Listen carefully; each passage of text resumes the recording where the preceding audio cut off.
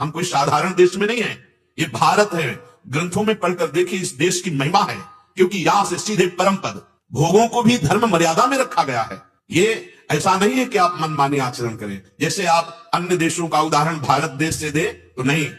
ये परम पावन कर्म भूमि ये देश है, यहां से ही अन्य लोगों की यात्रा प्रारंभ होती।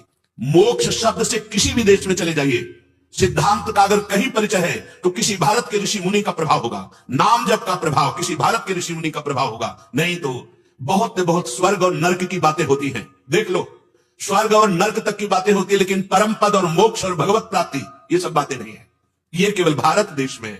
अगर तुम्हारा पावन चरित्र है तो हमारा देश नमन करता है। ये ऐसा देश नहीं कि मनमानी आचरण करके दुर्गति करो। ये देश है, यहाँ शास्त्र की आज्ञा, महापुरुषों की आज्ञा में चलकर दिव्यता प्राप्त करो। अन्य मनुष्य शरीर में होते हुए यदि धर्म का पालन करें तभी वो सतमार्ग में चल पाएंगे, तभी उनका परम कल्याण होगा।